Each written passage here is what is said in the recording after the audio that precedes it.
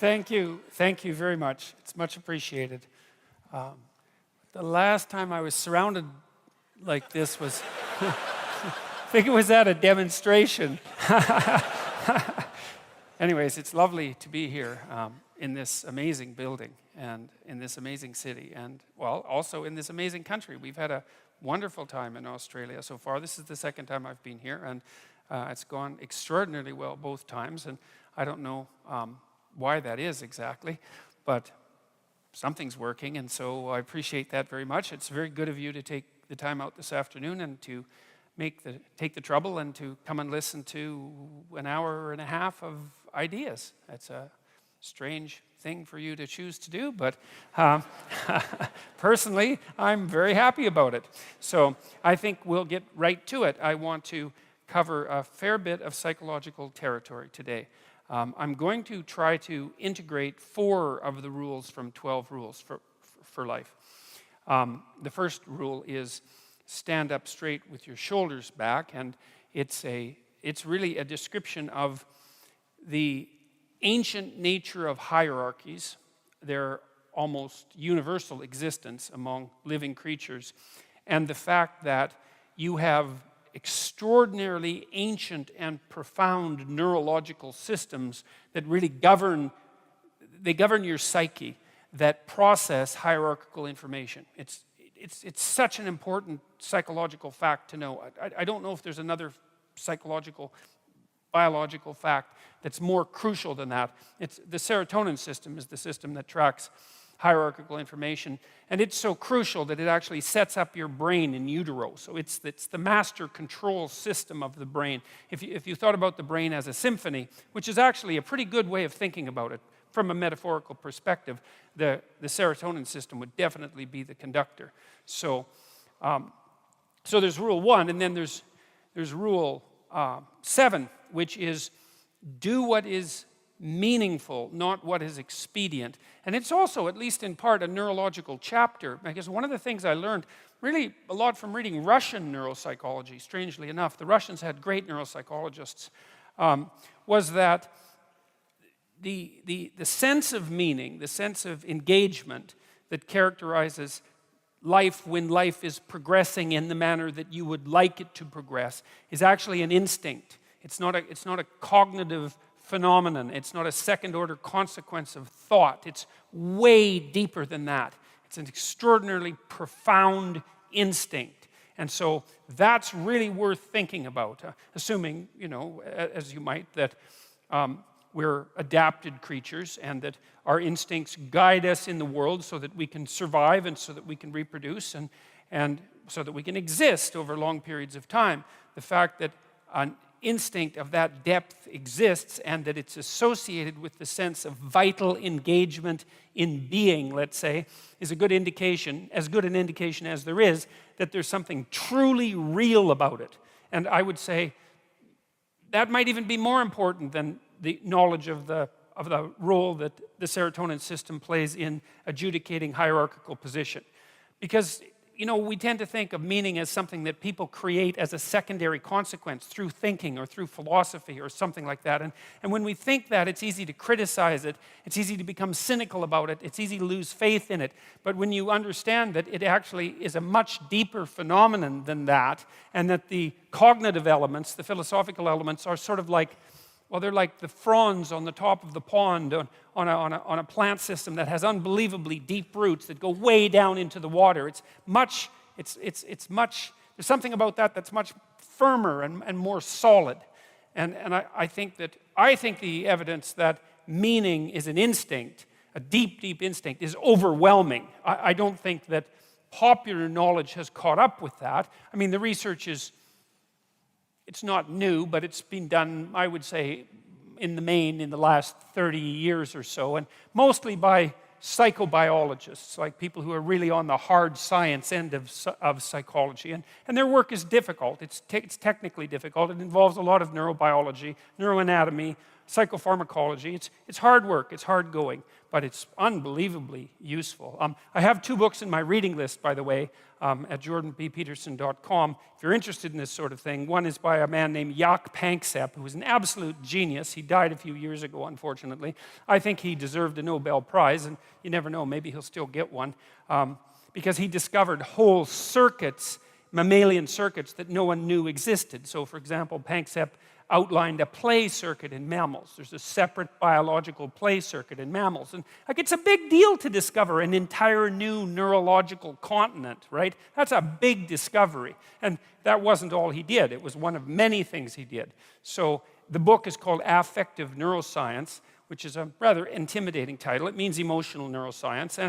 And you wouldn't think you'd necessarily pick up a book on neuroscience, you know, for a light read, but it's actually a very readable book. It's the people who work on emotions in neuroscience tend to be a little bit more romantic for scientists, and they're a little more interested in story and narrative. And so he tells a whole sequence of stories in affective neuroscience, and it's a very readable book, and it's a great book. I would, if you're interested in psychology, I would highly recommend it. And then there's another book there called The Neuropsychology of Anxiety, which was written by a man named Jeffrey Gray. And that damn thing's, that's hard. That's like a 6-month slog, that book. I mean, he had an absolutely encyclopedic knowledge of animal behavior and neurobiology and psychopharmacology. And like, I don't know how many references there are in that book, 2,400, something like that. And he read them. You know, he didn't just cite them, and not only did he read them, he also understood them and integrated them. And so it's a tough read, but man, I tell you, there's really something to that. So a lot of what I'm going to talk to you about tonight, although not all of it, is derived from those books. And so I would recommend them if you'd like to go more deeply into these sorts of topics. And so that's Rule 7, do what is meaningful, not what is expedient, because meaning is an instinct. And meaning is the instinct that guides you in life across the totality of life, right? What's expedient, that's what you might want to do right now in an impulsive sense, right? Because you're driven forward by, anger or anxiety or frustration or disappointment or despair, some sort of one-eyed motivational monster that's got you in its grip that really isn't considering everything at once, right? Like considering your life tomorrow or your life next week or your family's life or maybe even your well-being half an hour from now, you know, because you lash out in anger, and it's you can, you know, people do that. It's understandable. Sometimes it's even necessary, but it's not wise generally. And the instinct for meaning seems to be a consequence of the integration of all of those underlying motivations and emotions with social being, and then the manifestation of something like the proper pathway forward. And you need that because you need to know how to move forward in life, because you need to move forward in life. You need to act in life. And the other thing that's, I suppose, part and parcel of, let's say, 12 rules for life is the insistence upon action as of primary import. We're not fundamentally creatures who passively perceive the objective world. That's not the goal of our perceptual systems. It's not the goal of our memory. The reason that you have memories isn't to remember the past. The reason you have memories is so that if something bad happened to you in the past, you can figure out what it was that was bad, and you can figure out why it happened, and then you can not do it again in the future, right? It's very practical. And it's the same on the positive end of the spectrum. If good things happened to you in the past, then conceivably duplicating whatever you did to get those good things to happen could have them happen again in the future. So it's practical memory, and it's oriented towards action, and it's oriented towards like the quality of your life, not to the description of the objective world, even though that may be a useful thing to do, at least under some circumstances. So that's Rule 7. Rule 8 is tell the truth, or at least don't lie. And originally that rule was just tell the truth. But then I thought about it, which you should do if the rule is tell the truth. And I thought, no, you better be careful about putting forward a rule like that, because to tell the truth implies that you know the truth. And you don't know the truth because you're too ignorant to know the truth. Like, you don't know the truth about anything fully, right? If you push your knowledge out far enough, if I ask you why about something you're doing enough times, it's usually only 3 or 4 times, by the way, you're out answers, you don't know. And same generally if I ask you how something works. Like, how does a helicopter work? Well, the little whirly things spin and, I don't know, this thing like rock-like entity rises into the air. It's like, really, that's a pretty sad explanation. And that's kind of the level of detail that you have about a lot of things. So, you're pretty ignorant like everyone else. It's just so, well, there's just so many, there's just too many things to know, and they're detailed and difficult. And so you get by with pretty shallow understanding of most things. And so you can't really tell the truth, but I think you can not lie. And that's not even the same as not being wrong, because of course you're also going to be wrong, and you're going to have stupid theories too, and they're not even necessarily lies. A lie is when you know that what you're saying is not true, and you say it anyways. That's a lie, and it's a lie that you've decided yourself on the basis of your own knowledge. That's a lie. You've decided that. That's your own moral judgment. And so I rewrote the rule to suggest that it's not a good idea to say things that you know not to be true. And I would say, by the way, as a practical issue, it's also a worse idea to write things that you don't think are true. Because, your mind is organized at the highest level of abstraction in language. And it's important that your mind is organized, because if you're not organized, then you're disorganized, and then things don't go well for you in the world, just like they don't go well for anything that's disorganized. And so you have to be very careful with what you say and what you write, writing especially, because it's focused speaking, it's focused speech, right? It takes more intense thinking. So in some sense, writing is even deeper than speaking. But you don't want to speak things that you believe to be untrue, and you certainly don't want to write them, because that changes you, and it changes you in the direction of the deception that you're undertaking while you do the speaking or the writing. And you might think, I can write whatever I want and I can just leave it be, but that's not true. And the reason for that, in part, is because your knowledge is shallow. And so if you take rather shallow knowledge and then you write something detailed that's false, you end up convincing yourself in all sorts of ways that you don't even notice that what you wrote that was a lie was true. And then you're stuck with that. And it's not stuck with it psychologically exactly, although it's also that. It's stuck with it neurologically, because when you learn things and you make new connections, you change the structure of your brain, and then that's that. I mean, it's plastic to some degree, but you're messing around with your psychophysiology, and that's a bad idea. And it's a bad idea because you kind of know, like everybody knows, that if you want to get through the world, if you want to get from point A to point B, if you want to get to wherever you're going, it'd be good to have a map. And it'd probably be good to have a map that isn't full of holes and errors, because otherwise you're not going to get to where you're going. You might not even know where you are to begin with. And that seems like a bad plan if you're going to undertake a journey, and you are going to undertake a journey because your life is a journey. So pathologize your speech, then you pathologize the systems that guide you, and then that relates back to Rule 7, which is, well, you have an instinct for meaning, let's say, and it can guide you, and you need it.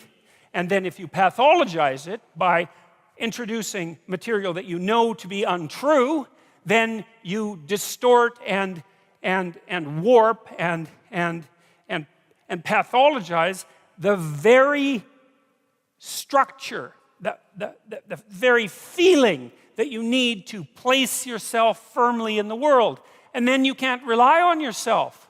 And this is a very bad idea, because you need to rely on yourself, especially in situations of crisis, when you have difficult decisions to make. And it's like, well, it's not obvious whether I should go right or whether I should go left, right? Because there's a lot riding on both decisions, and so you're sweating it out. Or maybe you have 3 or 4 decisions to make at the same time. It's like you can talk to your friends and all that, but you're the guy in the final analysis, man. It comes down to you. And if you can't trust yourself because you filled yourself up with nonsense, then you'll make the wrong decision. And then, hey, maybe you'll pay for it for the rest of your life. And maybe you'll deserve to. as well. And so it's very, you hear now and then at university students say, undergraduates, they say, well, I just write what the professor wants to hear, and then I get a good grade. It's like, first of all, most professors aren't that corrupt. There are corrupt professors, but most of them are not that corrupt. You have to be pretty damn corrupt before you go that far, before a student will hand you something that's well crafted and well thought through, and you'll actually punish them for it. You've gone way off the malevolent end of the academic spectrum when you do that. Now, maybe you're a bit biased and you'll give them a B+ instead of an A, and it's not like that's particularly forgivable, but it's not a catastrophe. So I think it's a bit cynical on the part of the undergraduates, usually, but more importantly, it's like, what are you going to do? You're going to do your whole 4-year degree, and all you're going to do is write what you think your professors want to hear, and you think you're going to come out educated? You think you're going to come out the person you were when you went in? It's like, no, you're not, because you've rewritten a different self, and you've practiced deceit with regards to your highest moral faculty, right? Your capacity for articulated speech. You've practiced that for 4 years. And so then definitely when you come out, you're way worse than you were when you went in. And that's not education. That's the antithesis of education. Better not to be there. Better to lay bricks, right? And I have nothing, by the way, against bricklayers. Way to be bricklayers, as far as I'm concerned. But at least they can lay a straight brick wall and it will stand up, and there's something honest and solid about that. Much better that than to go and produce written material that your soul isn't in. That's what the damn education system is for, insofar as it's not, there to train you professionally. It's to develop you psychologically and spiritually, and to turn you into a citizen, into a competent human being. You compromise that because of expediency, an excuse usually. It's a very bad idea. I would highly recommend against never doing it. And I would say the same thing at work whenever. It's very psychologically dangerous to say things you know not to be true. So, and in part it is because it warps that instinct for meaning. And so you need that instinct for meaning too. So, and we should get this real straight. Why do you need it? Well, you need it because life is really, really difficult, right? I mean, people have a rough time of it. There's plenty of suffering in life, and everyone is going to encounter it, right? You learn this as a clinical psychologist, and you know this generally, unless you're an extraordinarily fortunate person. You don't have to talk to someone for very long and really talk to them and get beneath the surface until you find, there's a tragedy or 2 or 3 or 10 lurking not very far beneath the surface. Someone in the family is very ill. There's a childhood history of extreme pathology, alcoholism somewhere in the family, maybe a touch of insanity. Someone has cancer. Some older relative is dying. There's financial trouble. There's economic trouble. There's marital trouble. It's like life is trouble. And now, that doesn't mean it's all trouble, but man, it's trouble. And sometimes it's a lot of trouble. And sometimes it's so much trouble that you can barely stand it. And you see that because people get depressed and they commit suicide. And the reason they do that is because they think not being is better than being. And that's quite the decision, So, and it's not that uncommon among people who are depressed. And so it's a very important thing to consider. And it isn't just a matter of depression and suicide. That's bad enough. But, if you're unhappy because your suffering has pushed you past the point of your ability to cope, then there's all sorts of other things that can happen to you that aren't directed towards you. You can become cynical, and you can become bitter, and you can become cruel, and you can become narcissistic and deceitful and arrogant, and it's like everything's for you, and then you're out for revenge. That's a nice one. I don't know against who, but maybe everyone. Maybe even including you, because you're not happy about the role you've played in generating your own misery. I mean, there's a lot of darkness underneath the suffering, and so that's an ever-present existential danger for human beings. We're aware of the future.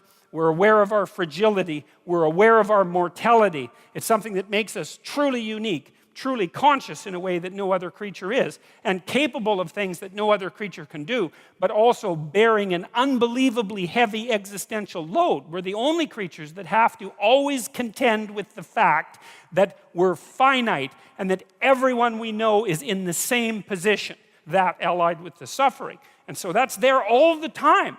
And you know, even in the brightest moments, in some sense, you know, in Renaissance paintings, in still lifes, they used to put a memento mori often in the still life, like a skull somewhere in the corner, or sometimes in a very strange perspective, so that you could only see the skull if you were standing like right beside the painting instead of dead on. But the idea was to always remember, you know, that everything that exists is tainted or touched with the taint of mortality. And you know, that's rough, but there's some useful things in it. It keeps you awake, and it keeps you focused if you're careful. But it also does indicate to you, if you think about it, the necessity of having a meaning in your life. Because if it's true intrinsically that life has this unbearable element of suffering, which seems to be completely in what would you say, indisputable as far as I'm concerned. And it's worse than that too, because it's not just suffering, it's suffering contaminated with malevolence, right? It's bad enough to have something bad happen to you, and it's likely that that'll happen. But it's even worse for you to do it to yourself and to know that you did it. That's rough. And it's also extraordinarily rough to be betrayed by someone else, or, you know, tyrannized by your own culture. And that's not just suffering, that's like unnecessary and pointless suffering that's being directed at you by something that wants that to happen. And so both of those are very, very powerful, let's say, archetypal forces, suffering and malevolence, and we have to deal with them at every level of reality. And you need something to push back against that. It's not optional, if that's the default position, and I think it's the default position. Like, a meaningless life isn't meaningless. It's suffering and malevolence. That's not good. And if that's acted out, you know, that's the other thing. If that's acted out, and I've read the accounts and the actions of people who've taken a very vicious turn into the darkest parts of the underworld, consequence of their resentment and their malevolence, and then their desire to make everything in the world suffer for the outrage of its existence, man. I mean, that's how we turn things into hell. If you want to know why totalitarian states take the brutal twists they take, and why people are motivated to do the absolutely terrible things that they do, well, that's why, is that the suffering and the malevolence that's intrinsic to life overwhelms them, and they turn in a very bad direction, and then they make everything that's already bad way worse, and we're very, very inventive at such things. And so that's not good, unless that's the path you want. That's a bad idea. You need an alternative, and that's meaning. And then rule 10, well, that's be precise in your speech. And so I'm going to weave those together and see what we can come up with as something like a general theory of meaning. That's really what I've been working on, I would say, for 35 years, something like a general theory of meaning. And so I'm going to see if I can deliver the whole damn thing in 35 minutes, so which I've never really been able to manage, but I've had a lot of practice, so maybe this is the night. So, okay, so the first thing I want to tell you about is a little bit about how you perceive things, because it's very important to know how you perceive things. And you don't perceive very much, by the way, because, well, there's a lot of the world, way more than you can possibly imagine, and there's not that much of you. And so a lot of information is coming in through a very narrow channel. And it isn't easy, given the fact that all that information exists, it isn't easy to figure out how to narrow that channel so that the information you get is the information that you need. It's information you need that also gives you a grip on the world, right? It has to be practically useful, true and practically useful, something like that. It's a very, very, very, very difficult problem to solve. And a lot of it you don't even really solve, because you can't. It's too complicated. You solve it by doing what you're doing right now, for example. So here you are in this unbelievably beautiful building, and I read today a little bit about it, and today it would cost about $1 billion to build this building. And so you're sitting here, and you're all sitting here peacefully, and you're all pointing in the same direction, right? And we're all basically doing the same thing, and we're doing it peacefully, and we can all focus on the same thing, and we had to invest $1 billion for that to be able to happen. And so you think about that, is that part of the way your society solved the problem of the complexity of the world for you was by investing $1 billion in what, how long did it take to construct this place? 15 years, something like that. Maybe it was longer. So that you could sit here in relative comfort and peace and tranquility and concentrate on something that's very focused, maybe something of beauty, something of artistic merit, something of intellectual merit, and that the rest of the world wasn't there, so you didn't have to worry about it.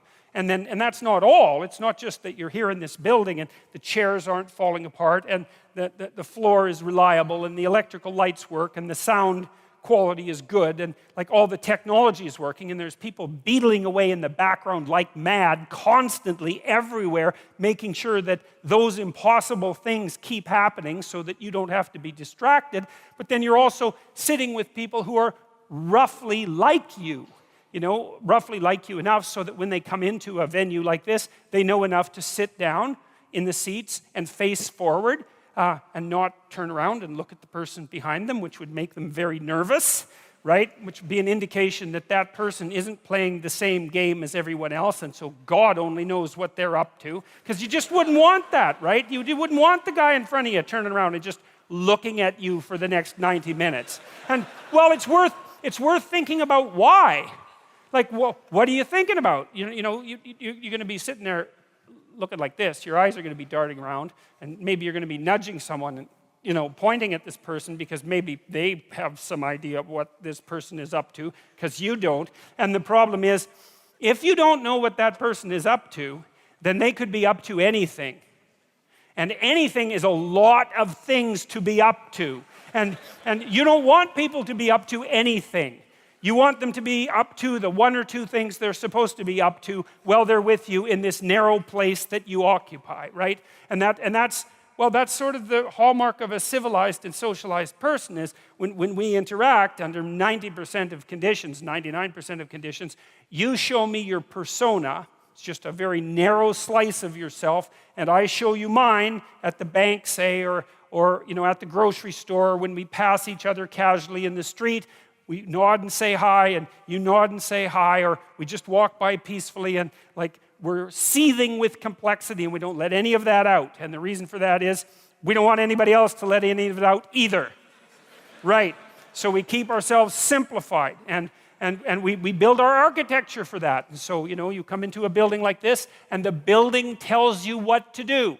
The chairs are all aligned. The chairs say, sit on me, right? The chairs are all facing the same way in kind of a semicircle, and they say, face the stage. And there's a stage. And so you come in here and all the perceptual problems are solved. And so there's all this technology and there's all this expense, and then there's the shared culture that enables you to know that this is something like a theatrical experience. And so what you do at a theatrical experience is come together as a group and remain silent but attentive, participating in that manner, and watch and listen to the main performance. And you all know that. It's part of the shared culture. And so that shared culture is also enabling you to perceive what you're perceiving right now as a protective mechanism. And that's part of a broader shared sense of civilization, and it's dependent on a shared government. And then there's other forms of protection, the sun isn't shining on us too brutally because we have a roof, and we're not in danger of warfare because you have borders, and you have an armed forces, and you have policemen, and it's like, Christ, there's just things going on around you like mad to ensure that you can sit here so peacefully and so much as if the world isn't a complex place for an hour and a half and do something this focused. And so that's partly how you solve the perceptual problem. You don't see the world that much. You screen a lot of it out. Now, there's a good illustration of this. A psychologist named Dan Simon did this famous experiment, which he called Gorillas in Our Midst. And some of you know about it, but I'm going to go over it because it's such a fun experiment to talk about because it's so ridiculous and so illuminating. and because it's so relevant to what I want to continue talking to you about. So here's the deal. You go into Dan Simon's lab. He was at Harvard 20 years ago when he did this, and he was interested in this phenomena called change blindness. You know, you see those kids' books sometimes where there's picture 1 and picture 2, and you're supposed to look at picture 1 and then look at picture 2 and see what's changed. It's actually hard. You know, you look at picture 1, you say, well, I saw that. And then you look at picture 2, and it's different, but you can't see the differences. And you have to really compare back and forth before you can check out the differences. And that's what perception is like, is you're very blind to change, way more than you think. And way more than anybody thought before Simon did his experiments. And so he did this crazy experiment. So here's the setup.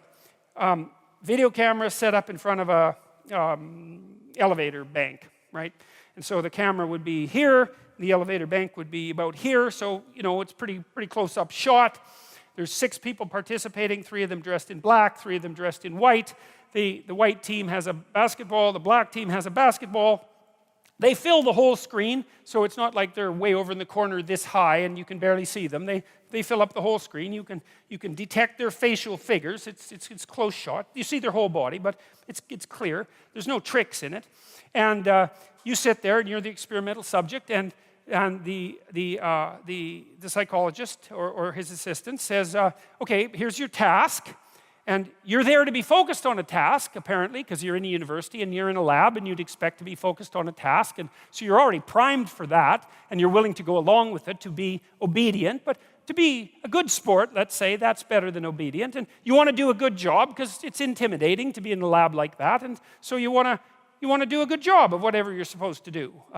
Unless you're a troublemaker, and you're probably not, because you wouldn't go into the lab to begin with if you were a troublemaker. So Simon says, count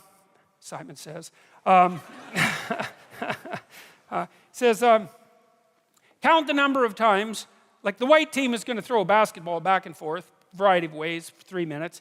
Just count how many times they manage it, and they're going to bounce it and throw it directly and all that. And so the black team and the white team start to mill around on the video, and they're tossing the basketball back and forth, and you're watching the basketball very intently with the central part of your vision. Now, the central part of your vision is very high resolution, and you can tell this. It's pretty easy. I'll show you. I don't know. Now, this probably won't work because I think the theater is too big to do it. But we could try it, I guess. So look at my finger, all right? But pay attention to my face. Now, that's hard, because usually when you pay attention to something, you look right at it. But I don't want you to do that. I want you to pay attention to my finger and look at my face. And what should happen, except perhaps for those of you who are quite a distance at the back, is that you'll notice that you actually can't see my facial features. So, for example, if I look at even somebody in the 3rd row, if I look directly at you, I can see your facial features fine. I can tell you have glasses. I can't tell if you're male or female. I can't distinguish you from the chair, and it has nothing to do with you. Right. But you don't have to move very far away from central vision before it becomes extremely low resolution. And so that's how your visual system is set up. High resolution in the middle, low resolution as you move towards the periphery, until like out here, I actually can't tell how many, I know how many fingers I have. Well, 5 if you include the thumb, but I can't see them. If I move them, I can see them better. Because that's one of the ways your visual system overcomes its limitations, is that it's better at seeing movement than things that are stable. And that's because, well, if you're watching something and something suddenly moves, off to the right, it might be a good idea for you to shift your attention just to see what it is. And so that's a trick your visual system uses. But mostly it's foveal vision, and it's a very, very small part of your visual field, and it's extremely heavily neurologically innervated in the visual cortex. A lot of cells are devoted to that tiny area in the middle of your vision to make it as high resolution as possible. And it might be nice. Eagles have 2 fovea, by the way. They can see better than human beings. Their eyes, bald eagles, their eyes are as big as human beings, and they can see better than we can. They're the only animals that can do that. They have 2 fovea.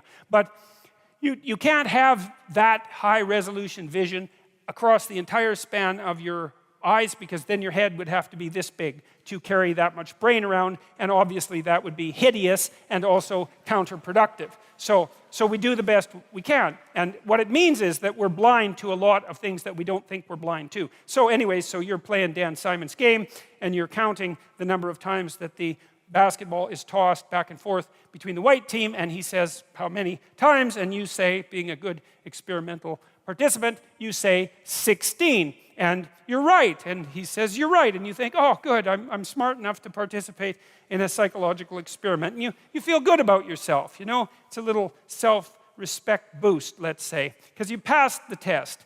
And then Simon says, did you see anything out of the ordinary? And you say, most of you, some people notice, most of you say, no, what do you mean?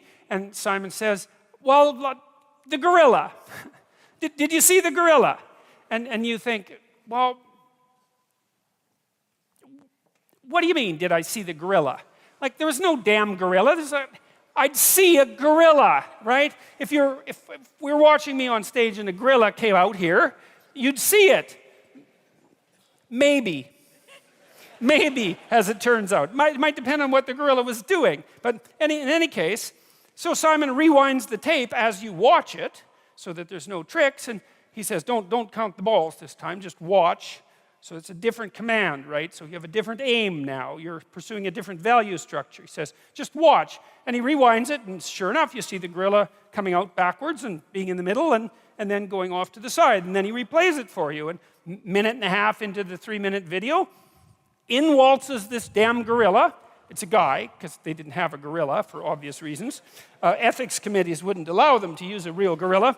And he's a big guy. He's not a small chimpanzee-type ape. He's 6'4", and he saunters out there and beats his chest like for 4 seconds, right in the middle of the screen, which you might think you'd see since it's right in the middle of the screen, and then he saunters off to the side, and you don't see it.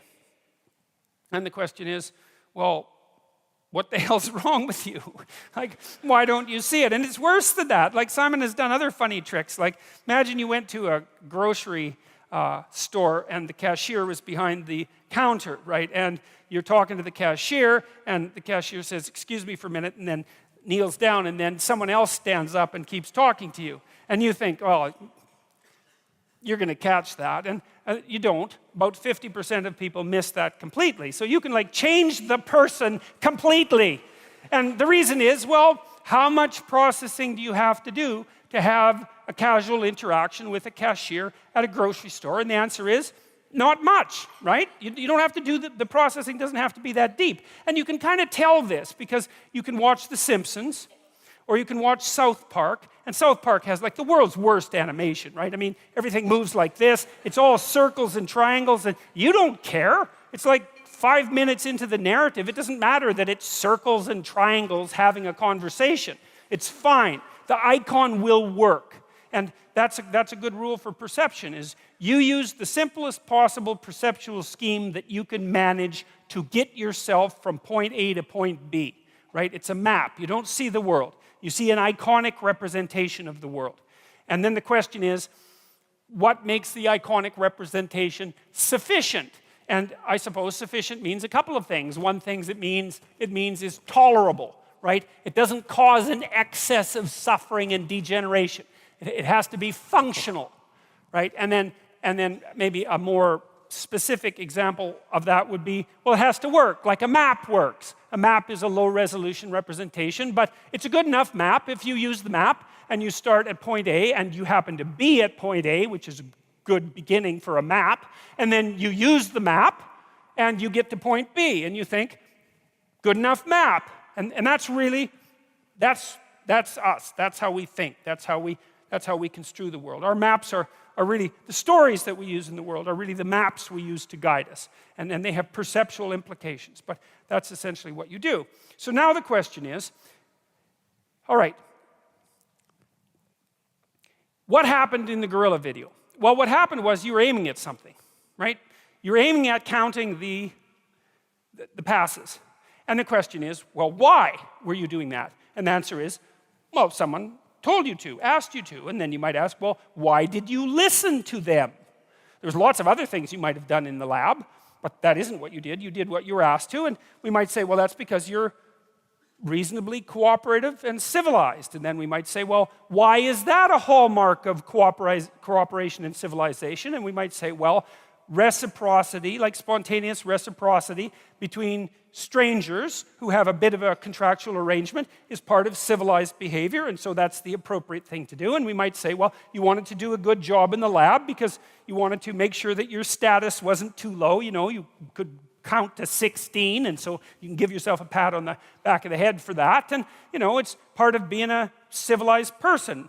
And so there's a huge value structure behind that. Like, you didn't go into the lab and shoot it up, you know? You didn't bring a hand grenade, right? And you didn't sexually assault the experimenter. There's lots of things you could have done in there. And you didn't do those things. You just sat there and counted the balls and missed the gorilla. Okay, so, and there's complicated reasons for that. There are deep reasons for that. And so there are deep reasons for how you perceive things and why. And so that's what we're going to go into. So the first thing we're going to do is talk about the basics of perception. And perception is very, very tightly related to action, to movement forward, and to emotion. And those things are very important to know. They're very tightly associated. So for example, you live in a map, let's say, or a story, and the story is wherever I am isn't as good as it could be, and so I'm going to go somewhere that's somewhat better. And, you know, that can be of different time frames. Maybe you've got a plan for the next minute.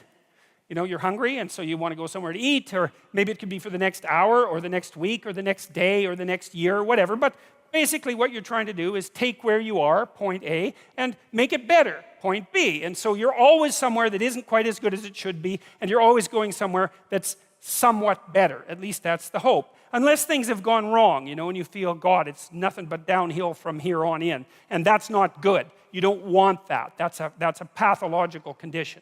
So, and it's kind of unfortunate in some sense because it means you can't be satisfied with what you've got. But how the hell can you be satisfied with what you've got? Because you've got problems coming your way. You know, I mean, even if everything's okay right now, which it probably isn't, but even if it was, that doesn't mean everything's going to be okay tomorrow or next week or next year or 5 years from now, right? You've got the future to take care of and your future self, and you've got your family to take care of, and maybe you've got your community to take care of. So you've got some problems. And so the way things are isn't good enough. And so you're going to fix them a bit. And so then you fix them across different levels of resolution. And you do this technically in this manner. So you identify where you are. One thing you might think about is if you're mixed up, one of the problems you might have is that you don't know where you are. Lots of times people have to go to therapy or talk for a long time to someone to find out where they are, because your experience might have scattered you everywhere, and you feel that you've come apart at the seams, right? That things have fallen apart around you, that you're in chaos. You don't know where you are, and so then you're in trouble, because how the hell are you going to plot a course forward into the future if you don't know where you are? And so maybe you have to bring yourself up to date. I have an exercise online, by the way, at a place called Self-Authoring, which is called the Past Authoring Exercise, fittingly enough. And what it asks you to do is to write an autobiography. It's a guided autobiography, and it can kind of bring you up to date. And you can know if you need to be brought up to date. It's fairly straightforward.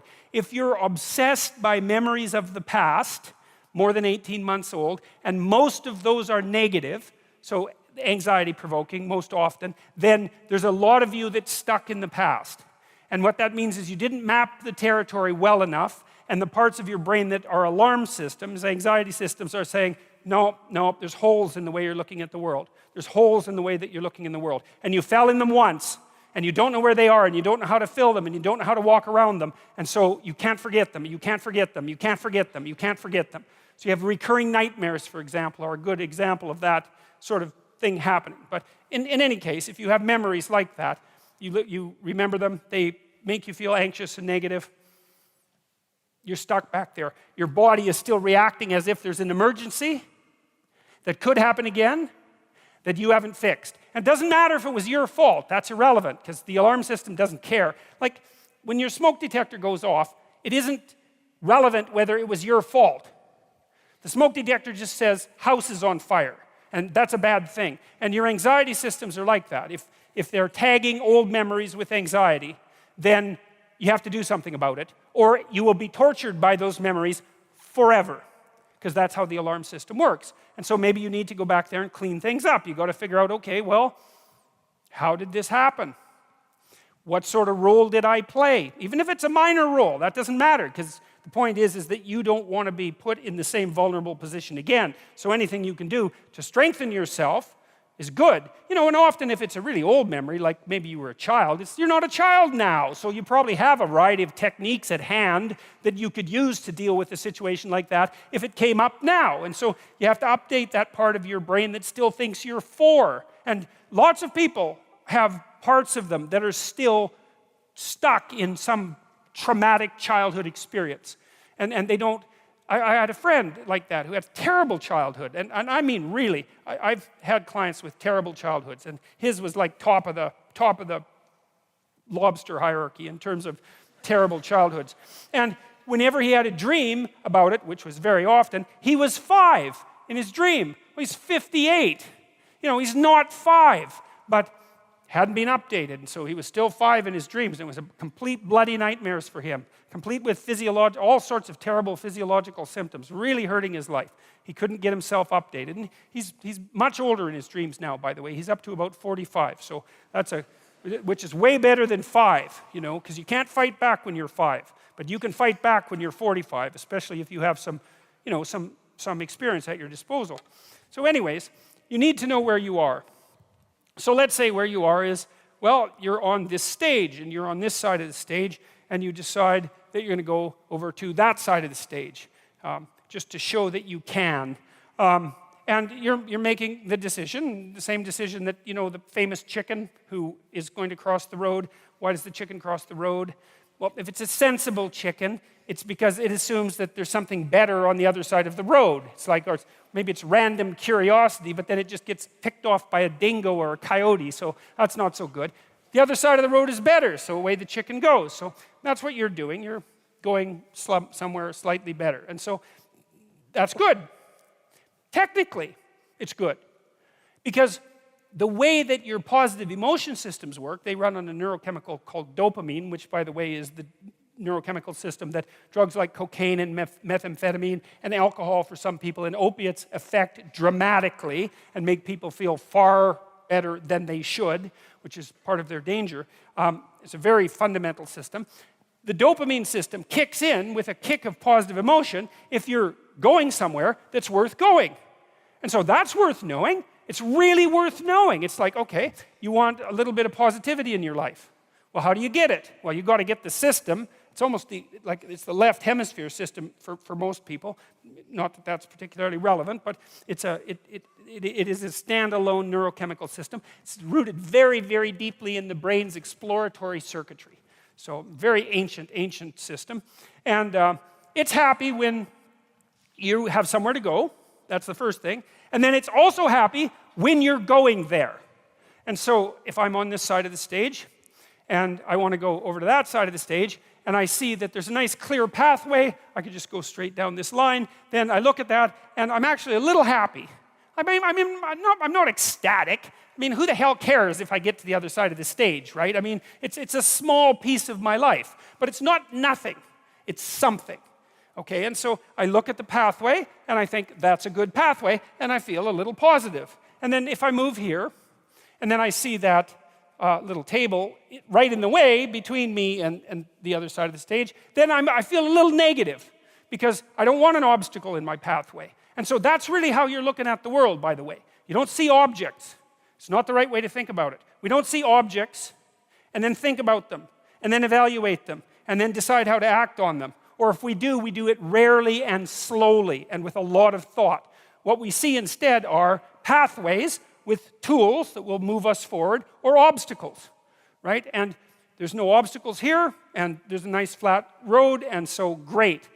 Positive emotion. This is a task I can undertake. The sailing is clear. It's a good day. And then I'm here, and it's like, yeah, well, that's a little annoying. I get a little pang of disappointment, let's say, anxiety. Can I make it around that obstacle? I'm fairly confident. I've done this sort of thing before. So I can take the rough route, and I can, walk forward like this, and then I can do this great trick, which is just this, and then, I've circumvented the obstacle. Now, if I didn't know how to do the little bit of circumvention, then that would be a real problem, right? Because I couldn't get from point A to B, and that would screw up my plan. But I do have that particular skill set, so it's a minor disruption to the perceptual set that I'm using to organize the world. It's a minor bit of chaos, because that's what happens when your perceptual set, the structure that you're using to organize the world, the plan through which you're viewing the complexity of the world, reveals an inadequacy. Then that destabilizes your emotions. So that's another thing to know. One thing you need to know is you need to be going somewhere, and there needs to be a pathway in order for you to feel good. The other thing to know is that if that plan is untenable or becomes destabilized, then what happens is you become flooded with negative emotion. Frustration, disappointment, anger, primarily anxiety. But all of those things sort of intermingled. Anger maybe because you have to fight your way through the obstacle. Frustration because maybe you have to make a new plan. Disappointment because you put a bunch of work into the damn plan and it didn't work out. Anxiety because now there's too many choices in front of you. And so people don't like to have their plans disrupted. They don't like to have their plans disrupted. And the reason for that is that their plans are directly associated with their emotional perception of the world. And so, that's a good thing to know too. That's why, what it is you've decided that you're going to go to like a Korean restaurant for dinner, and that's fine, and then it turns out that you can't, and maybe you have to go to a Greek restaurant, and it's like, who cares, right? Unless you hate Greek restaurants. Korean restaurant, that's pretty good. Greek restaurant, that's pretty good. You're still going to be annoyed that your plans changed. Well, why? Well, because it's annoying to have your plans changed. It disrupts the structure that you use to stabilize your perceptions of the world. And it throws you momentarily into a state of chaos. Not much. Now, how much chaos? This is interesting. We don't know, like, let's say you wake up one morning and you have an ache in your side. It's like, well, you don't have an ache in your side. What does it mean that you have an ache in your side? Well, you don't know. Like, maybe it means you pulled a muscle, and like, who the hell cares? Maybe it means you have cancer, and like, you're going to be dead in 6 months. The whole range of possibility is there, and some people will assume one thing, it's like, that's nothing, and some people will assume the other, and all of them will be right sometime. And so the question is, how do you calibrate something like that? And the answer is, well, we tend to guess at it. We guess at it temperamentally. So one way we guess at it is we have our set points for negative emotion. So it's neuroticism trait. Some people will be a lot more nervous about a small level anomaly than others. And maybe they'll go to the hospital first and they won't die. And then, or maybe they'll be freaking out all the time and they'll be a hypochondriac, right? So there's pros and cons about being nervous like that. The other person's very emotionally stable. They don't worry about much. They think, it's nothing. And then, by the time they get to the hospital, it's too late. Hey, that's how the dice roll. That's one way that you guess. It's determined in large part genetically. Not completely, but in large part. Another part is your position in the hierarchy. So the issue is, well, how safe are you in life? And the answer is, who knows? But one of the way you guess is, well, are you good at things? Because if you're good at things and a problem comes up, you can probably solve it. And then you might think, well, how do you know if you're good at things? And one answer might be, well, other people think you're good at things. Because you're really kind of comparing yourself to other people when you're thinking about whether or not you're good at things. And so if it turns out that you're in a hierarchy and you're fairly high in the hierarchy, indicating a certain degree of competence, then your nervous system, under the control of the serotonin system, dampens down your negative emotion. It says, look, all things considered, you're probably pretty safe. And that's nice, but it also means you don't like having your position in the dominance hierarchy challenged at all. Because if you get tossed down the hierarchy, let's say you get fired, well, it wreaks havoc with your serotonergic function. It makes you defeated, like the defeated lobsters that I wrote about. And then all of a sudden, you're way more susceptible to negative emotion. And who wants that? And so that's why you don't even like to lose arguments. You know, you lose a little argument, it's like, whoop, down the dominance hierarchy a bit, up, emotions are a bit destabilized. It's no damn way, I'm right. And why? Because I want to keep my neurochemistry in check. And no wonder. Well, the thing is, sometimes it's better to learn than to insist upon being right, because learning works better for the future. But you get the point. Okay, so now I'm going to go from this side of the room to the other side, and that's my little journey. And so, but that isn't exactly how journeys work. They're nested. You know, you've seen bullseyes, classical arrow, archery bullseyes. I think they're red in the middle usually, right? And then there's a variety of colored circles around them. Maybe the whole bullseye is this big.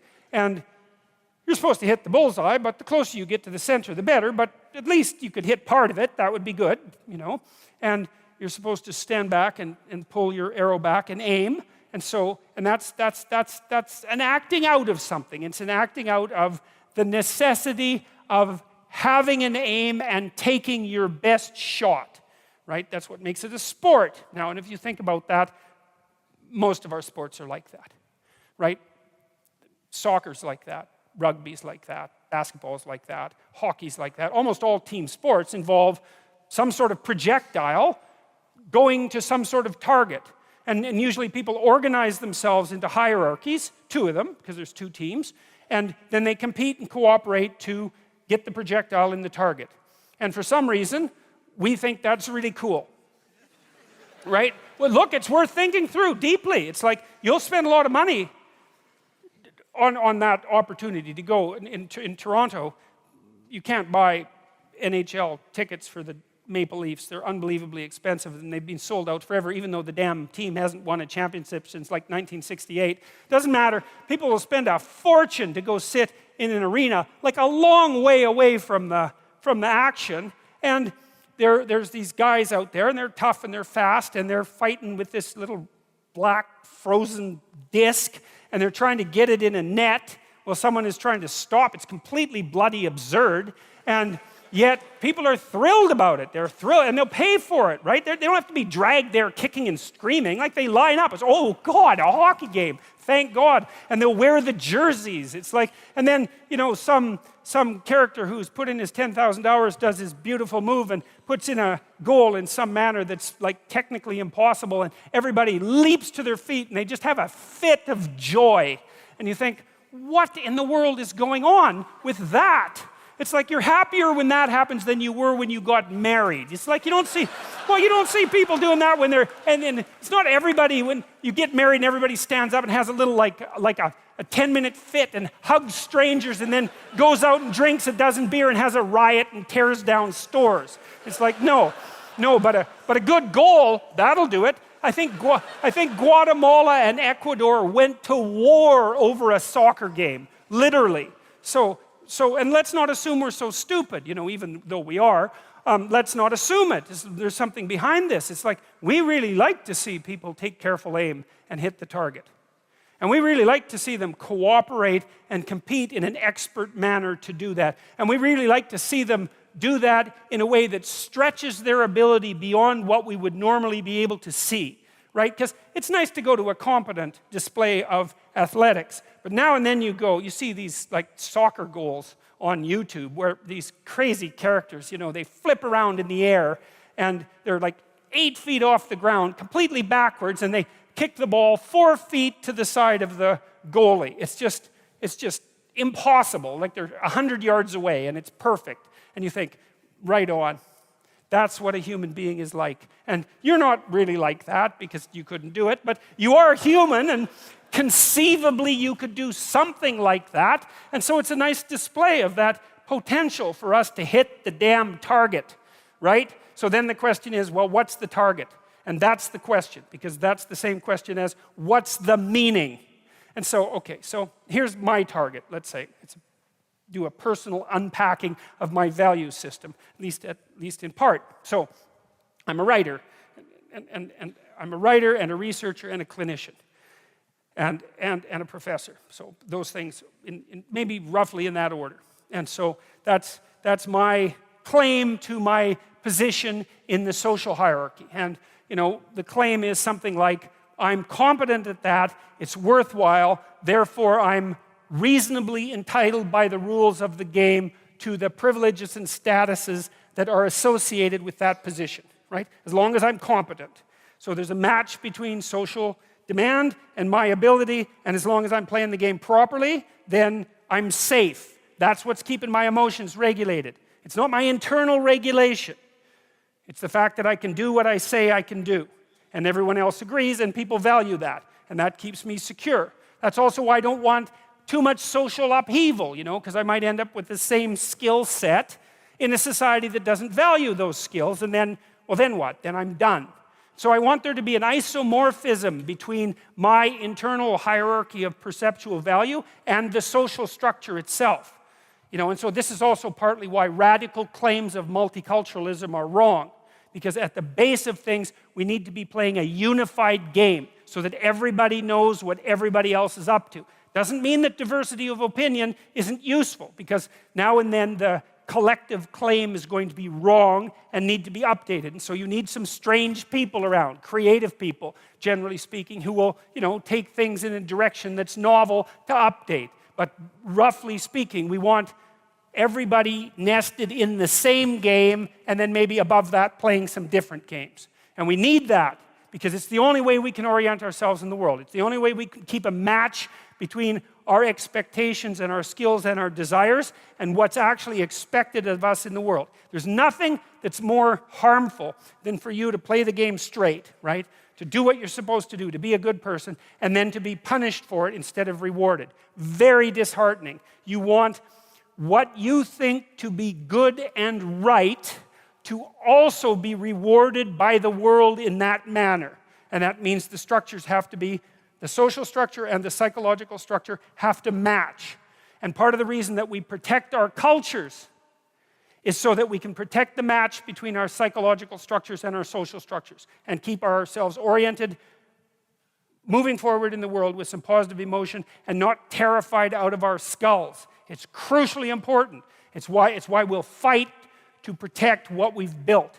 It's the game we understand. And it's not something that can just be arbitrarily shifted or changed. And that's partly because the aim isn't arbitrary. The aim isn't arbitrary. This is the problem with the postmodernists and the moral relativists. They don't know what the hell they're talking about. They're 100 years out of date. They've got it wrong. Okay, so I'm typing. And when I'm typing, I'm moving my fingers, right? And that's not thinking. That's moving my fingers. And I don't really know how I move my fingers, but I can do it. And I can do it on a keyboard. And so I can type letters one at a time. And so you might say, well, what are you doing if you were watching me? And I'd say, well, I'm typing letters.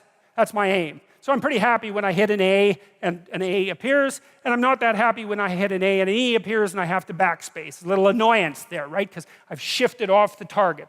A little frustration. I fix it. That's okay. Back on track. But I'm not typing letters, because who wants to read a bunch of letters? No one. You want to read words. So I'm trying to organize the letters into words. So goal 1 is the letters, nested inside goal 2, which is the words. But you don't want just random words. That's not helpful. How about some phrases? That'd be good. How about some sentences? Letters, words, phrases, sentences. Now we're starting to get into units of meaning, right? And those are directions. They're like a map. They have a point, like a book has a point, like a story has a point. And the point is to outline the map properly. And then not just sentences, paragraphs. And those are organizations of sentences that make the sentences make sense, and the phrases, and the words, and the letters, all nested together. And not just paragraphs, chapters, right? And then chapters nested in a whole book. And then not just the whole bloody book, because that's not enough. The book itself has to be nested in the shared literary experience of the audience. I have to assume, if I'm writing a book, that there's a certain amount of culture that we share. Because otherwise I'd have to explain absolutely everything about absolutely everything, and I can't. And so the book doesn't work unless it's in a culture that's composed of maybe 1,000 books in some sense that are widely known by all of us, even if we haven't read them. I can assume that the reader is a mechanism that can understand what I've written, and that's part of where the meaning is too. And so that's all nested together, all of that, to make it meaningful for me to sit down in the morning and concentrate so foolishly, in some sense, on moving my fingers up and down on a keyboard? Right? What's meaningful about that? Well, nothing. Who cares if I type a letter? A single letter. Yeah, well, how about a word? How about the right word? How about the right phrase? How about the right sentence? Well, every movement outward, more broadly, makes it more meaningful. And if that whole structure is coherent, then all of the small actions become associated with the meaning of all of the large-scale actions, right? I'm not just typing letters. I'm writing a book. Why? Okay, then we get broader. This is the bullseye. This is the structure of the bullseye. The center might be the letter, you know? That's one way of looking at it. That's the highest resolution thing. I got to get that exactly right. And then it's nested inside all of these other structures. Well, I'm an educator. Okay, so I'm hoping the book will be educational. Well, why? Well, because maybe it would be better for people to be educated than not to be, so that they don't have to suffer so stupidly, and so they could be less malevolent, and that the world would be a less brutal place. That would be all right. So that's part of my goal. I'm a clinician. I want to fulfill that part of my moral obligation to justify my privileged position in the social hierarchy, right? I'm a scientist. I want to test my hypothesis and see if they're correct so I can advance the scientific domain and push human knowledge a little bit farther out into the unknown, right? And I'm doing that maybe because I want to be a good person, something like that. Okay, so now we're a long ways out in the moral hierarchy. And so now we might think about, well, what does it mean to be a good person? Does that mean something? Well, you think it does. Because you know people who are good people, and you know people who aren't good people, and you make a qualitative distinction between them, and you know when you're being a good person, and when you're not, and you make a qualitative distinction between that too. So I don't think we have to have a discussion about whether or not good and bad people exist. We might have a discussion about how you distinguish between them, but that's a different issue. So here's some ideas, and this is what we'll end off with. What does a good person do? They take care of themselves. That's a good thing, you know. You don't want to be a burden to anyone else. Sometimes you're going to have to be, but most of the time, maybe it'd be better if you were a net positive, you know, and rely on people when you have to. And so that means don't be so damn useless and constrain some of your malevolence. And that's a good, meaty, bloody war to get involved in. It's not trivial. It gives you something to do when you get up in the morning. And then it might be the same with your social organization, your family. It's like your family could use some work, man. Just like everybody's family, and you might be able to help. And the company you work for, same thing. Blind, willfully blind, stupid, corrupt, going in the wrong direction. Not entirely. You know, I mean, things work pretty well for how haphazard the world is in some sense. I'm not trying to be overly pessimistic, and I'm certainly not claiming that we live in an oppressive patriarchy, but like there's work to do in most organizations. A little honesty and a little hard work on your part might straighten that thing out just a little bit, and God only knows what the consequences of that would be across time. And then, you know, there's natural worries that you might want to take care of. There's diseases to conquer, and there's children to take care of, and there's food to provide, and all of the things that go along with that, so that you could involve yourself in taming and regulating the natural world, and that would be a good thing. So there's three sources of meaning, right? Get yourself under control. See what you can do about the tyranny of culture, and see what you can do about the civilization of nature, right? That's the construction of a walled garden. That's what paradise means, to get the balance between civilization and nature right. That's your goal, so people can live in there in peace and harmony, including you. That's a good goal. And then you think, well, that's going out quite a ways, you know? You're the culture hero who's taking on your own malevolence and ignorance, the tyranny of your culture and the cruelty of nature. Great. We need more people like you. Go for it. And then maybe we can go one stage outside of that. And this is as far as I can go with it. So here's how I think we are. You know, you hear scientists talk about us as deterministic creatures. We're causal, like an alarm clock. You wind the thing up. Of course, you don't anymore. But you wind the thing up and it just ticks away, and one thing follows another. It's like, we're actually not like that. You build systems of habit. So here's an example. If I go like this, that's a ballistic movement. And I have to plan that movement from here to here before I execute it, because the movement is so fast that I can't get a neural message from my hand to my brain and back to stop it once it's started. So the whole thing is deterministic. I plan it, let it go, it's deterministic. But I know how to do this. It's habit. I have a structure built in me that's deterministic. And lots of things you do are like that. Habit. Anything you practice enough, it's habit. So you're deterministic at the habit level, but you're not deterministic at the level of consciousness. Because consciousness comes into play when you're doing something that you haven't done before. And so that's interesting, because what it means is the conscious you is dealing with the world that isn't determined yet. And I would say it's actually dealing with the world of possibility, the world of potential. And it's a world we believe in. You say to people, you're not living up to your potential. And you say that to yourself too, you know, when you wake up at night and you're guilty. I'm not living up to my potential. And you don't feel good about that. And you think, well, there's potential around you that you're not exploiting. You know, and you feel bad about that too. And you should. And so it's a good source of guilt and shame. Not enough to crush you maybe, but enough to wake you up. And it's certainly not something you hope for the people that you love. It's okay, you're wasting your potential. It doesn't matter. It's like no one says that. And so we're contending with potential. And we know that because we wake up in the morning and poof, we're awake. Like the sun has risen again, we're awake. And we confront the world. And what do we confront? We confront the possibilities, the potential, and the horror of the day. Here's the things we could do. Here's the things that could go bad. Here's how we could make things go better. And you know what that is. It's usually, there's 3 or 4 things that I need to do today that I'd rather avoid. But I better do them, because if I don't do them, the world will be a worse place by 6 o'clock tonight. Right? And that's a funny thing, because the world isn't like that yet. It isn't made like that yet. It won't be made like that until you make it. And you might think, well, here's some things I could do that would be good, that would actually make the world a better place by 6 o'clock tonight. Take some effort, you know, and the willingness and some aim, but you could do that. You could make it slightly better than it was, and certainly slightly less worse than it could be. And you know that, it weighs on you, I would say, as soon as you wake up. It might be a moral burden, or it might be excitement, or it might be some combination of both. But that's certainly how you view yourself. A conscious agent, confronting what has not yet been brought into being, confronting potential, and determining the course that the world's going to take. Maybe just in your small area, but who knows how big your area is and how much what you do echoes around you. You know, we have an idea in our culture that each of us is the center of the world. That's why you're part of the sovereign state. That's why you vote. That's why the future of the state itself is dependent on your decision. Because we've decided over like a 10,000-year period that you're king.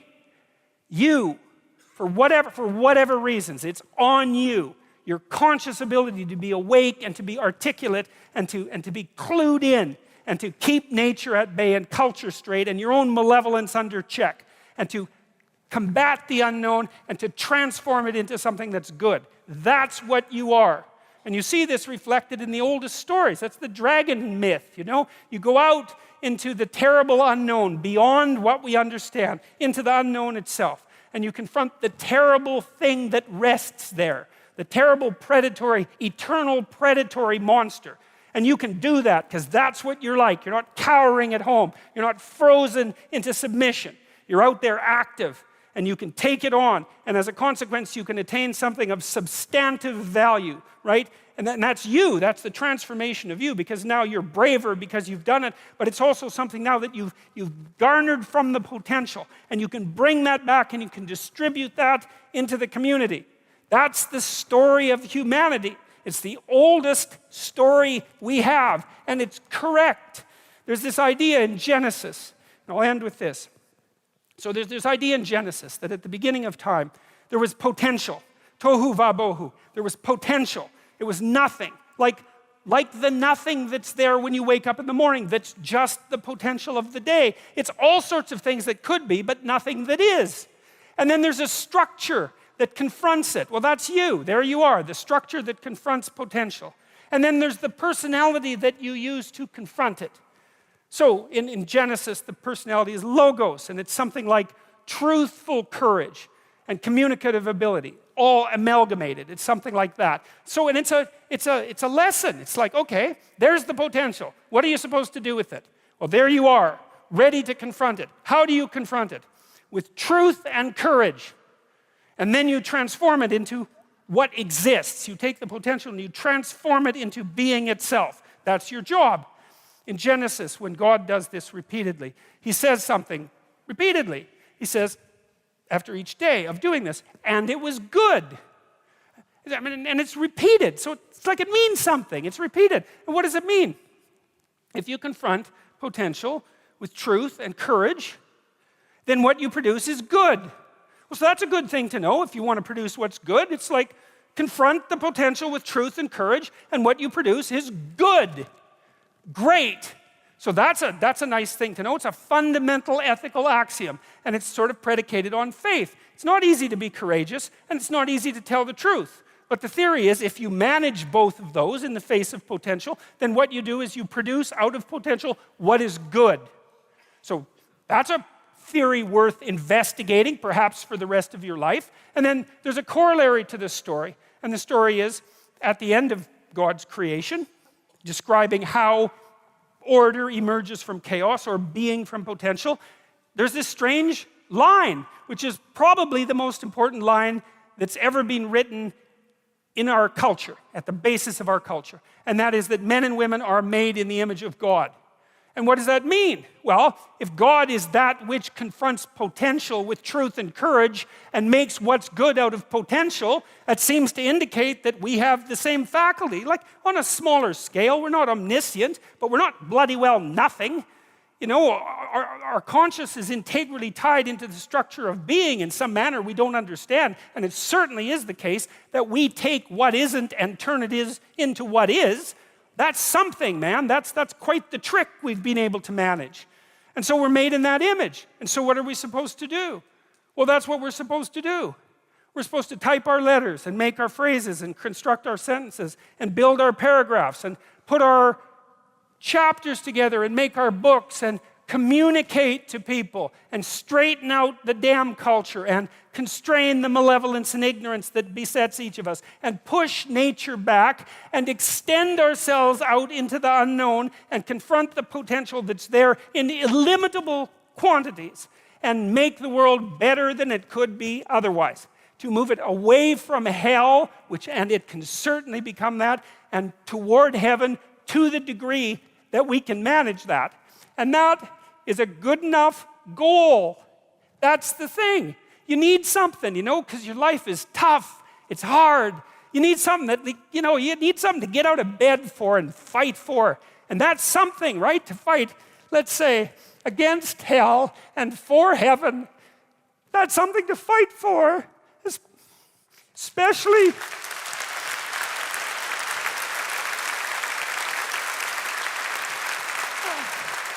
And you know, if you want to be convinced about this, like read a little bit about hell. Read the Gulag Archipelago, or read Ordinary Men, or read The Rape of Nanking, or read about what happened in Nazi Germany during Auschwitz and all the catastrophes of the 20th century, and see if you believe in hell, and see if you think, well, maybe not having that happen anymore would be a good idea. And then think about maybe that's something you could contribute to. And then it wouldn't have to happen anymore. And that would be a good thing. And God only knows what great things we could manage under such conditions. We're becoming incredibly technologically powerful. And what would it be like if we became equally wise? Well, that would really be something. God only knows what we could manage in the next 20 years or the next 100 years, you know? We're running at 40%, most of us, you know, because we're half in and half out. And it's not surprising because life is difficult. It's like, well, what if you were 90% in or 95% in or all in? Because you're all in anyways, right? It's a life and death game. No one gets out of this. Everyone dies. You might as well commit yourself. And you might as well commit yourself to the highest good that you can attain, because why not? It'll imbue your life with meaning. It's hard. The responsibility is there, but all the meaning's in the responsibility. And that'll make your life better. It'll make your family's life better. And it should make your culture better. Maybe it make the world better. It's like, that'll justify your damn miserable existence at 3 o'clock in the morning when you're wondering what the hell you're doing here. And that's a good thing, because there's going to be days when you're aching and tired and sore, and there's people in your family that are sick, and you're cynical and bitter, and you need a reason to get up, and you think, yeah, well, a little more heaven and a little less hell. Maybe I can pull that off today and tomorrow and next week. And that's worth struggling forward for. And so that's how it looks to me. So thank you very much.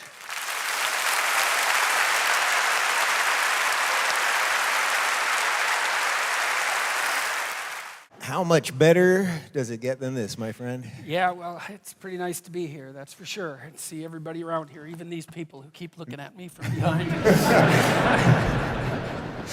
All right. I know we want to do as many as possible tonight, so here we go. I thought this was a good first one. Will you please run for Prime Minister of Australia?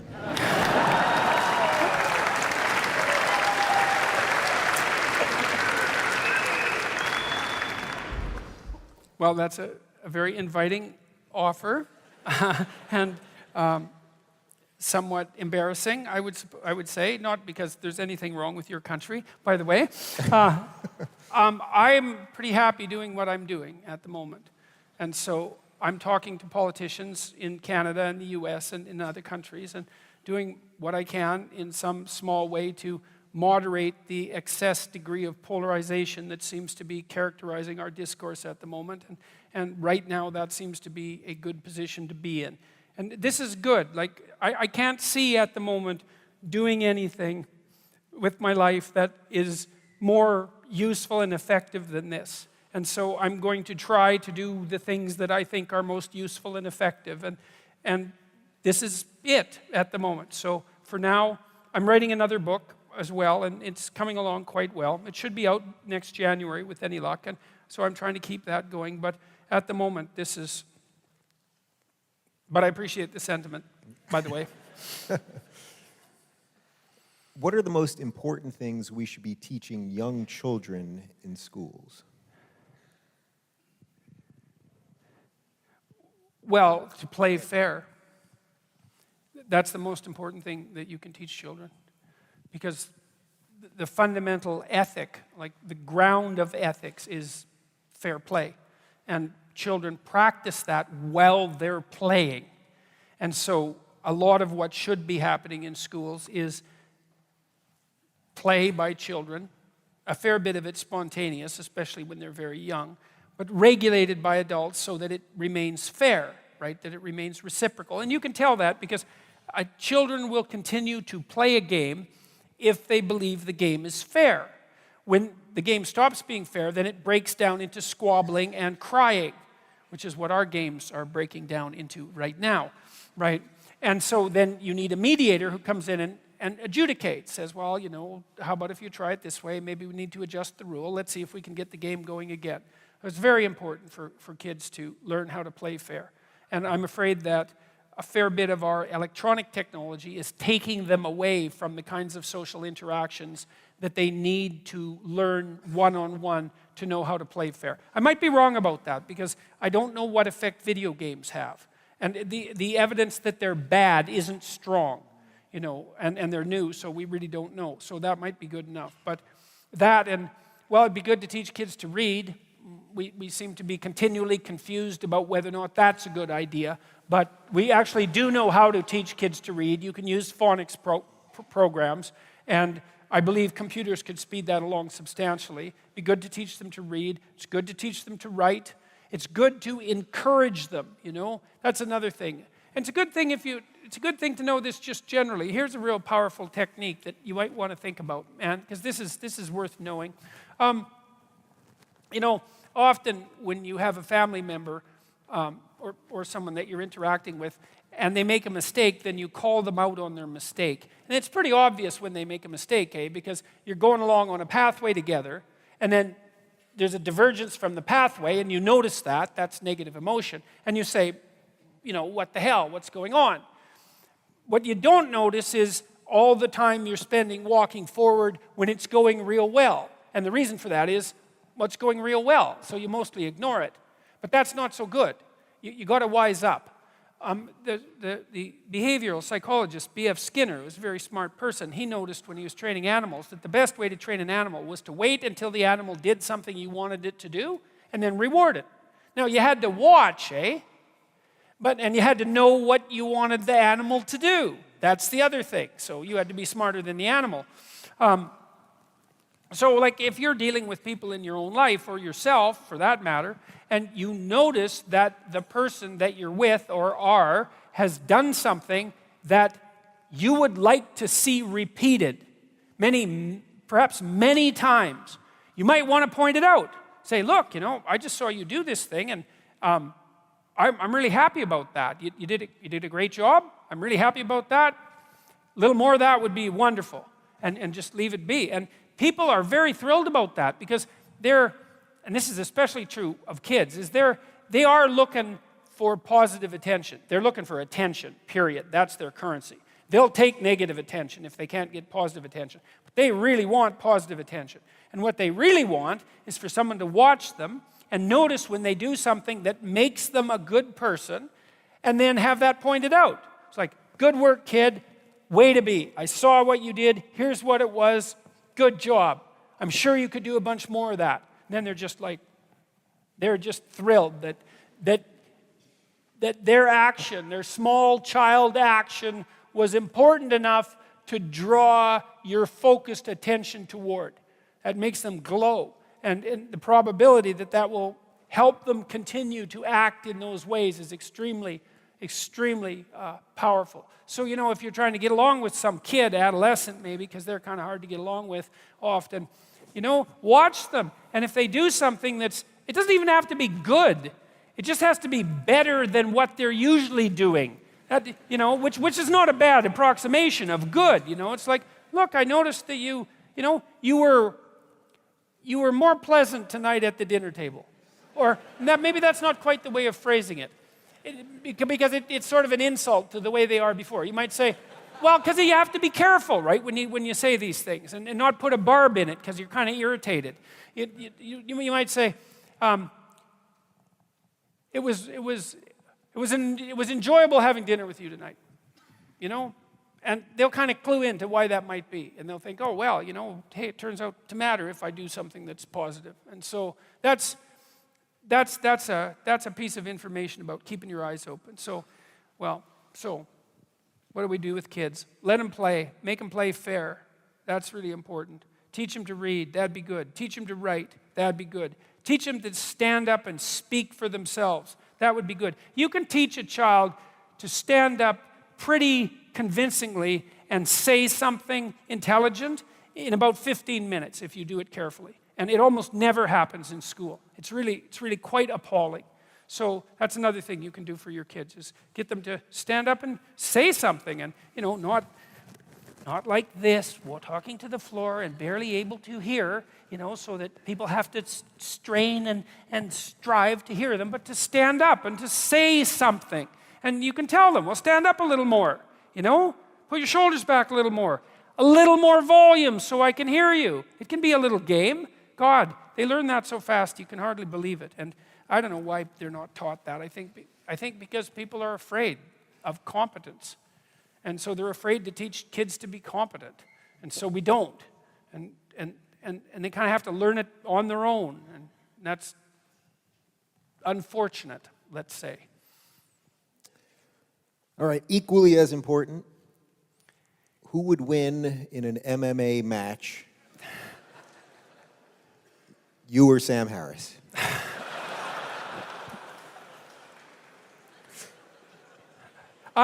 Sam would win objectively, but I would win metaphysically.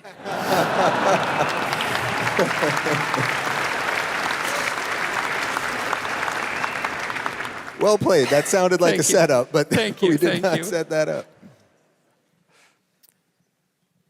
What tips would you give a highly emotional person to become more rational and level-headed? Oh, well, it depends. There's a variety of... The first thing I would do if you're highly emotional, volatile, fly off the handle, a lot of mood variation, a lot of negative emotion, the first thing you might want to think about is whether or not there's actually something wrong with you, like physically. You might be ill, because illness can do that to people. And so you should go get yourself checked out. You might have an inflammatory condition or something like that. And the next thing I would check out is like, are you sure you're not hungry? I'm dead serious about this. I mean, with many of my clients who've been anxious, like a lot of them, they come in and say, I'm so anxious. I had this one client, she'd come in and she'd say, God, I'm so dead at the end of the day. I'm just wiped out. I've got no energy at all. All I can do is lay down. She was like 24. All I can do is lay down and watch like the same movie I watched the night before. Is that normal? I was like, well, no, it's not. So, and I knew this. I said, well, what do you eat? And she said, well, I usually don't have any breakfast. And then I have like a little bowl of rice for lunch. And I usually have something like that for dinner. And I thought, you live on 2 balls of rice a day. And you're wondering why, when you come home at night after a full day's work, you don't have any energy. I said, well, have you considered the possibility that you're starving to death? So, we talked about this. I said, you can't live like that. That's not going to work. How about let's try this for a week? You do this with therapy. You do experiments if you're a behavioral therapist. It's like, you got to come to an agreement with the person. It's like, look, is there some other things you'd eat other than rice? Like 4 other things. It's like, we agreed. Maybe she'd eat an egg or something. It's like, or I think it was eggs. And I don't remember what it was. There was a few other things. I said, okay, look, here's what you do. Get up in the morning and have 2 eggs. You don't have to enjoy them. Because people say, well, I'm not hungry. It's like, why is that relevant? That's not the issue here. It isn't like gourmet time. It's not starving to death time. So eat your 2 eggs and maybe in 3 months you'll enjoy it. Until then it'll be like chewing down rubbery cardboard, but it's not that big a deal. So, we upped her caloric intake by a factor of about 4, and she came back, and it was like, I think she came back 2 more times. It's like, oh, I have lots of energy now. It's like, oh, good, you're not dying of starvation. It's like, and I'm telling you, like, if you're a volatile person, try this. Eat a high-protein, high-fat meal in the morning. No sugar. And a big one. Like, have a steak. Have something solid. And doesn't matter if you like it. Who cares? Cook it the night before if you don't want to cook it then. Just try it for a week and see what happens. My suspicions, I've had half my clients, I would say, have dropped their volatility levels 50% by eating a high-fat, high-protein breakfast. And then also notice that if you are crabby, and volatile and touchy and you can't get along with anyone, go eat something. Like have 2 teaspoons of peanut butter and wait 10 minutes and see if you're still a witch.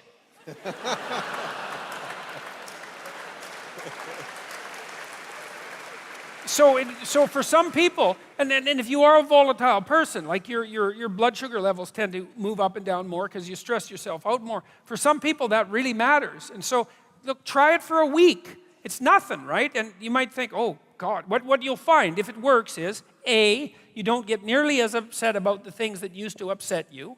And that'll be a shock. You'll think, oh my God, I would have flown off the handle because of that before, and now it's hardly bothering me. So that's a lovely thing. And then the second thing is, if something bothers you, you'll recover way faster. And so that's a good start. And so try that. That's no harm. It's not going to hurt you. Try getting up at the same time every day.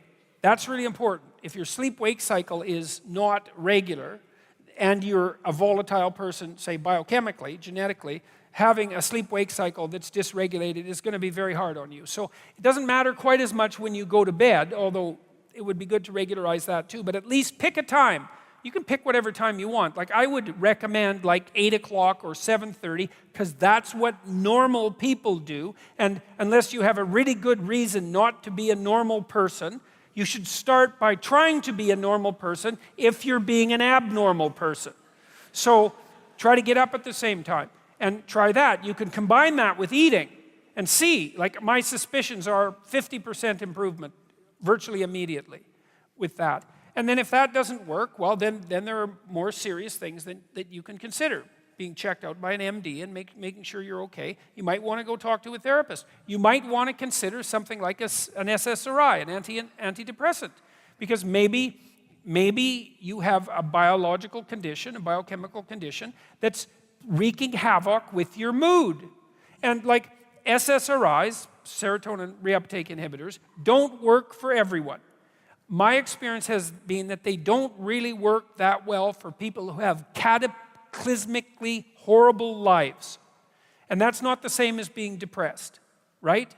Depressed is when actually your life's not too bad by normative standards, but you're still volatile as hell and your mood's out of kilter. SSRIs sometimes can help amazingly with that. And usually you'd know within a month. So try them for a month. If they don't work, stop. If they do work, well, thank your lucky stars, because how bloody much misery do you want? And like having dysregulated negative emotion is no picnic, man, and it's really hard on the people around you as well. So those are that, and you know, I have this program online I mentioned. The other thing you could try is go online. I have this program called Future Authoring. You could do the past authoring program and bring yourself up to date, but Future Authoring is a program that helps you make a plan for your life. You know, and what do you want from your friends, your family, your career, your education? How are you going to take care of yourself mentally and physically? Where would you like to be in 3 to 5 years? How are you going to regulate temptation, drug and alcohol use, and that sort of thing, you know? Keep yourself out of trouble. And how are you going to stop yourself from deteriorating to where you could deteriorate if you weren't careful? You can do a credible job of the program in an hour and a half. You know, it's proved very useful for people. Maybe you're kind of aimless and you need a plan. That's another possibility. So, but don't live with it. You know, there's lots of things you can try. Sleep, that might be number 1. Food, that's number 2. Number 3, talk to someone, a professional, if it's really out of hand, because what do you want to do? You want to suffer terribly for the next 10 years? And plus, if you do have a lot of excess negative emotion, it's really hard on you psychophysiologically because you produce a lot of stress hormones, and that makes you old. So it's dangerous physically as well. So, and it's hard on your brain. So if you can get it fixed, fix it. And if it has to be medication, then look, man, you're going to be taking medication at some point in your damn life, you know, because you're going to get sick. And my observation of people has been that, A, everybody gets sick. And then what happens? Well, this is eliminating random luck. Some people get sick, and then they do everything they can to not be sick, including taking medication, doing whatever they have to, and some of them get better. And others they don't deal with it. And usually, they don't get better. So you swallow your pride and you think, oh yeah, I should be able to handle my problems myself. It's like, yeah, well, maybe you should. But maybe, you know, if you're really depressed and you don't take an SSRI, then one day you jump off a building, and that's pretty much the end of you helping yourself. And so, you know, you can take the drug, hopefully it'll help you out. You can get your life back in order if you're fortunate. Then you can go off it. You can taper off it. They're relatively harmless. Weight gain's a problem. Some suppression of sexual function, that's a problem. You know, so they're not without risk, but neither is anything else. So those are relatively straightforward things that you can do that have a high probability of working. This ain't much of a segue, but when did you become a middle-aged male fashion icon?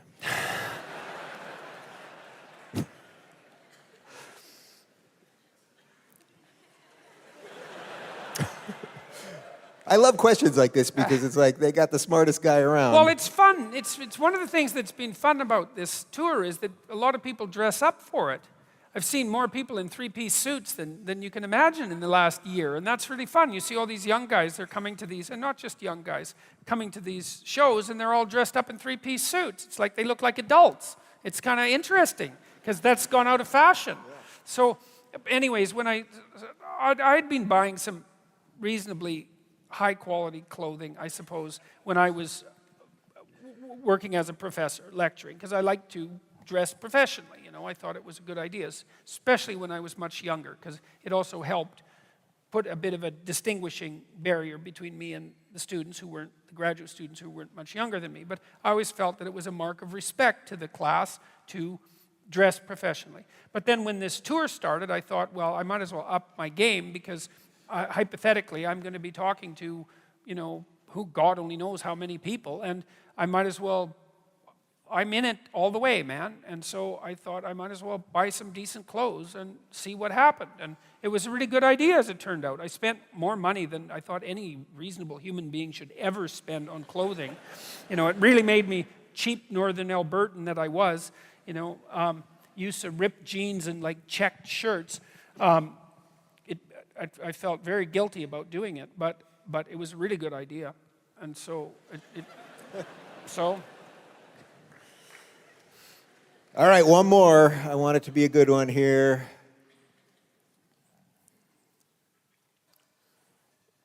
Would you ever smoke a blunt with Reuben or Rogan?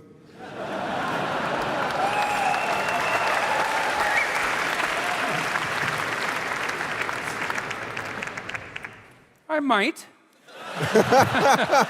But I'm not going to tell you people about it. All right, I guess we're having a good time tonight. On that note, this is actually, I'm actually going back to the States, and you're continuing the tour, so this is our last show out of 130 some odd shows until we start up again in September.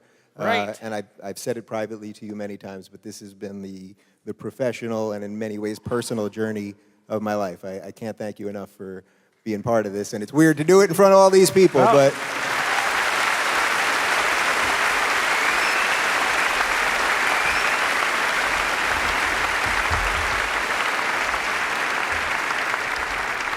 Yes, well, thank you. You've been a great help. It's been lighthearted. I've enjoyed the introductions. It's nice to face an audience that's warmed up.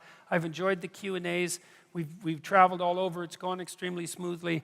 It's been a hell of a good thing altogether. So thank you as well. On that note, I'm getting out of here, guys. Make some noise for Dr. Jordan Peterson. Thank you guys very much.